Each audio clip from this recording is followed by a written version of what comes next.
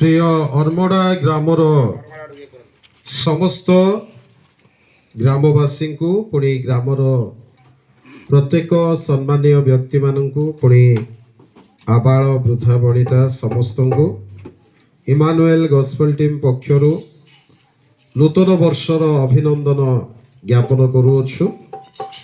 ଏହି ସମୟରେ ଆପଣମାନେ ଯେକୌଣସି କାର୍ଯ୍ୟରେ ଥିଲେ ମଧ୍ୟ ଯେକୌଣସି କାର୍ଯ୍ୟ କରୁଥିଲେ ମଧ୍ୟ ଅଳ୍ପ ସମୟ ଆମମାନଙ୍କର ଏହି ଡାକବାଜି ଯନ୍ତ୍ରର ସ୍ୱର ପ୍ରତି ଧ୍ୟାନ ଦିଅନ୍ତୁ, କାରଣ ଏହି ନୂତନ ବର୍ଷରେ ଆମେ ଆପଣମାନଙ୍କ ପାଇଁ ଏକ ଆଶୀର୍ବାଦର ସମ୍ବାଦ ନେଇ ଆସିଅଛୁ।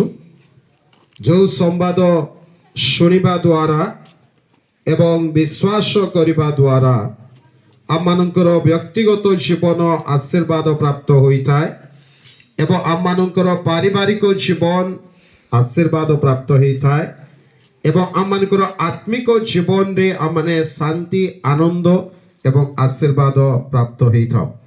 ତେଣୁ ଏହି ସମୟରେ ଆପଣମାନେ ଯାହା ବି କରୁଛନ୍ତି କରନ୍ତୁ, କିନ୍ତୁ ଧ୍ୟାନର ସହିତ ଅଳ୍ପ ସମୟ ଶୁଣନ୍ତୁ। ଏହା ଆମ ସମସ୍ତଙ୍କ ପାଇଁ ଏକ ଆନନ୍ଦର ଏବଂ ଆଶୀର୍ବାଦର ଖବର ରହିଅଛି।